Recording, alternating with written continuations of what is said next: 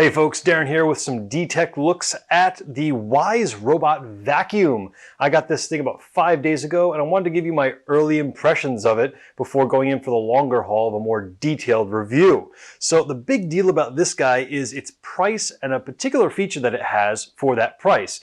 Notably, it is the Lidar unit, a little periscope. So what this does is it allows it to scan your rooms and get a picture of it in a map before it ever has to use its front bumper. So it gets to be a lot more efficient and a lot faster at its job.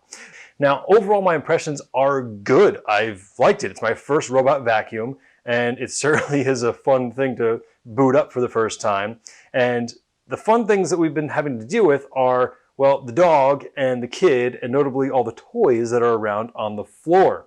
So when you first put this thing together, and you send it out for its first run, it's going to go and do its initial mapping. That's where it's going to do the most figuring out of all your different spaces. It's going to show you the big old Lidar map it comes up with, but then you're also going to see its path as it finds its way around all the little nooks and crannies, and it will use its front bumper to fine-tune where it thinks it can go and cannot go. Now, a very important feature it does have are virtual walls. On the map, you can draw a red box around areas where you do not want it to cross, so you don't have to go and put like an actual physical barrier for it in places where you don't want it to go. And I do wish they had a little more fine-tuning of that. It's a very simple, basic box. You can't rotate it, which would be helpful, or just draw maybe a line. But overall, it's enough. You know, it gets the job done. In particular, over there, there's a foot drop-off, which it hasn't dropped off yet because I've told it not to go there. So that's really cool.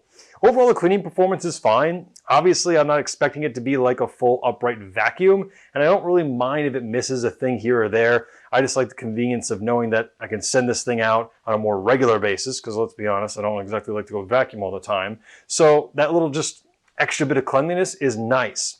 Now, funny little thing to note, because it's all new, it's all this plastic, it's got a lot of static electricity, which is a bit annoying with especially the front bumper and the rubber here. It went underneath the radiator, which hasn't been cleaned in a while, and it just was covered in stuff because of static electricity. And same thing with the dust bin, which I'll show you. She's got a hood, pops up like this, just like a Chevy or any other car. And this thing just comes right out. Dustbin removed. She tells you if it's removed and put back in.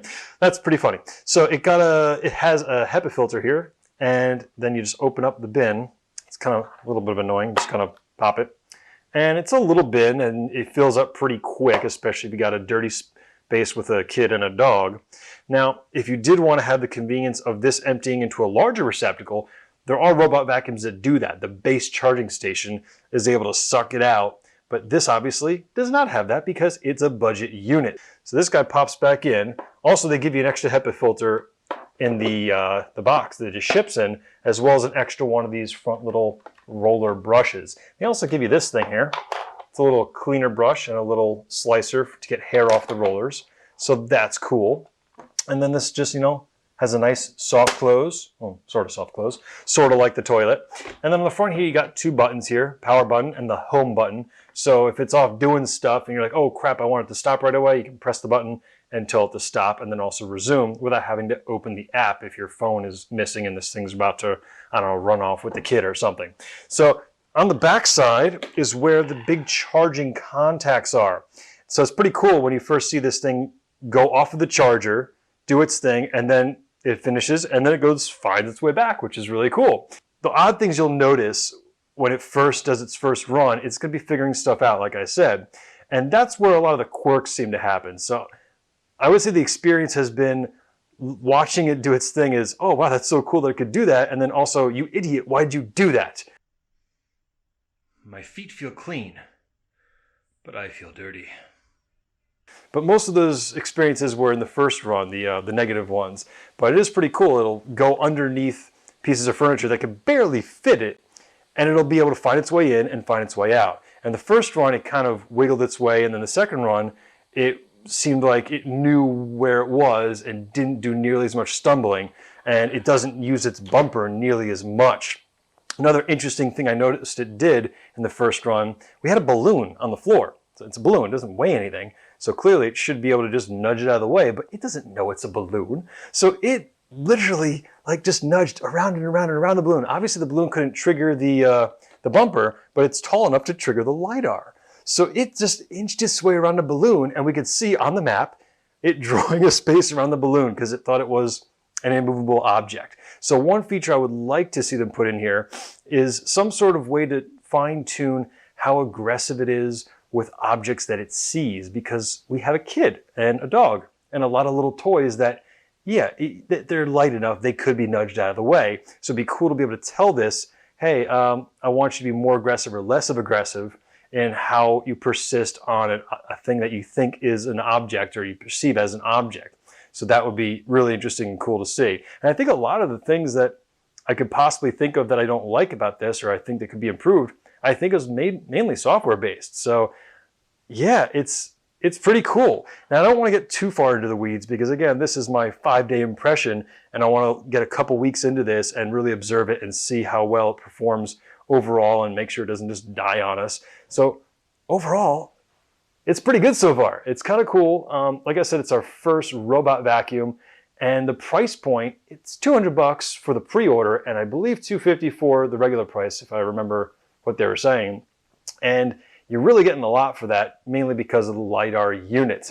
So I think it's worth a look, and I'll be back for another round. Be sure to like and subscribe so you get notified of that. I'll also put a link up in the comments of this video for when I put that up, so you can see if you're already watching this and it's now months later, you can click right down below to get my full detailed thoughts on this after owning it for a little more than just this, less than a week review. So that's it for the Wyze Robot Vac for now, and I'm Darren, and I'll see you for the next one.